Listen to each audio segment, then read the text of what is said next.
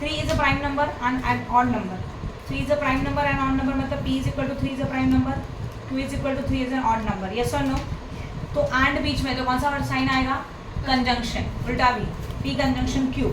तो 3 is a prime number, true, and it is a odd number, it is also true. तो true and true में एक भी false रहेगा तो फॉल्स होता है. यस और नो? तो ये तो इसका ट्रूथ वैल्यू क्या बनेगा? t. देन अभी देखते हैं आगे. If p and q are true and r and s are false, find the truth value of the each of the following compounding sentence. These are the compounding sentence. अच्छा question, what is given in the question? If p and q are the true, p and q उन्होंने खुद बोला है, p is equal to what? t. q is equal to also what? t.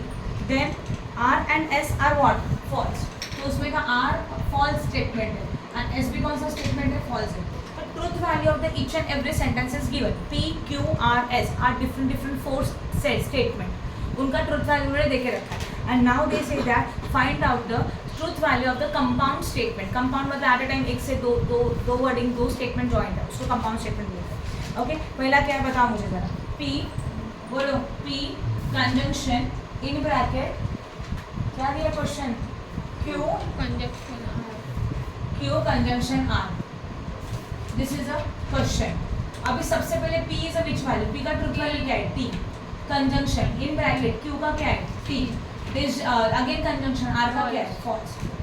पहले bracket को solve करते हैं. तो t conjunction को एज इट इज लिखो. t कंजंक्शन f मतलब true conjunction f. t conjunction f का क्या आता है?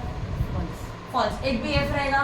बोर्ड पे ध्यान दो सीमा, उसमें कुछ नहीं है. क्वेश्चन यहाँ पे लिखा है ना मैंने. तो t कंजंक्शन f है.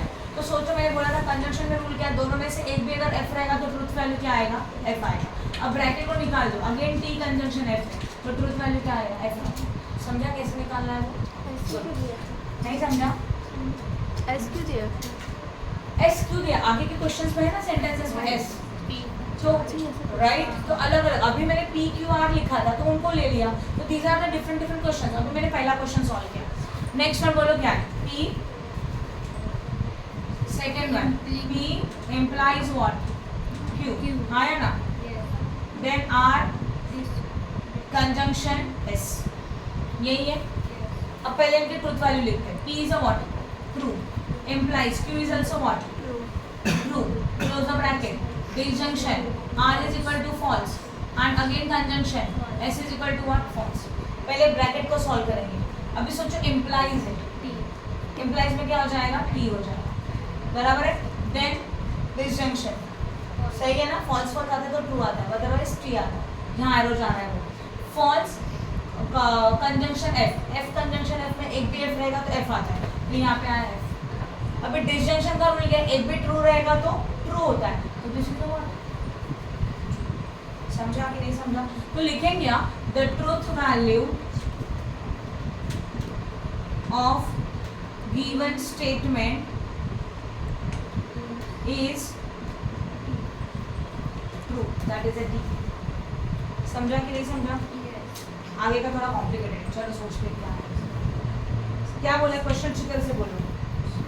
निगेशन बॉक्स वाला bracket, again bracket, negation of what? p. Disjunction s, right. Then conjunction in bracket, negation of q, conjunction r. सही है. पहले साइन को एज इट इज रखेंगे बट उनकी वैल्यूज लिखेंगे. ट्रू हाँ या ना? Disjunction false. Close the bracket. Conjunction negation of q के लिए क्या होगा? निगेशन का sign as it is. q is equal to true. Conjunction this one is equal to r is equal to false. Close the bracket. सही है. उनका conjunction false बन जाएगा. मतलब नहीं समझ क्या किया मैंने? कुछ नहीं किया. p s का वैल्यूज डालो. राइट है. अभी तक हम लोगों ने साइन को अप्लाई नहीं किया, बस p एंड s का वैल्यूज डाला और साइन एज इट इज रखें. बराबर है. अब देखो क्या करेंगे. ये एज इट इज रहेगा. पहले ब्रैकेट को सॉल्व करेंगे. अब सोचो निगेशन ऑफ ट्रू क्या होता है? फॉल्स. तो अब आएगा false. Then disjunction f. f का क्या लिखेंगे? f ही लिखेंगे. फिलहाल हम लोगों ने कुछ किया नहीं, एक साइन चेंज किया. Now conjunction again negation of true क्या हो जाएगा? ट्रू का क्या बनेगा? False. Again conjunction f as it is. Close the bracket. ये निगेशन साइड में रखो. अभी ब्रैकेट सॉल्व करना है. ब्रैकेट के लिए एफ डिसजंक्शन एफ। डिसजंक्शन में क्या था, एक भी ट्रू रहेगा तो ट्रू, इसमें एक भी ट्रू है क्या, नहीं है, तो ये बनेगा फॉल्स। नाउ कंजंक्शन, एक भी ट्रू रहेगा तो नहीं, एक भी फॉल्स रहेगा तो फॉल्स, तो यहाँ पे क्या आएगा, समझा। ऑटोमेटिकली छोटे ब्रैकेट निकल गए, बॉक्स वाला ब्रैकेट बचा। अभी अगेन कंजंक्शन, एक भी फॉल्स रहेगा तो फॉल्स, सही है। तो यहाँ पे आएगा F of negation. Negation of F क्या आता है, true. Truth value of the given statement. अब समझ में आया कैसे करना है वो, राइट। नेक्स्ट क्वेश्चन, ये था थर्ड वन। अभी फोर्थ बोलो, क्या क्वेश्चन में दिया है, P implies what, Q, double implies negation of P disjunction Q। यहाँ ऐसा है ना, ये सिंगल है। पहले स्टेटमेंट में क्या करेंगे, ट्रूथ वैल्यू पुट करेंगे। ट्रूथ वैल्यू में T भी हो सकता है, F भी हो सकता है। ये ट्रू है, ये भी ट्रू है, close the bracket. Double implies, open the box bracket, open the normal bracket, उसका नहीं,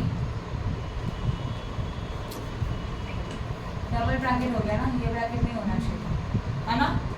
निगेशन ऑफ, ये ट्रू है, डिसजंक्शन ये भी ट्रू है, लिखा हुआ सही है क्या, चेक करो।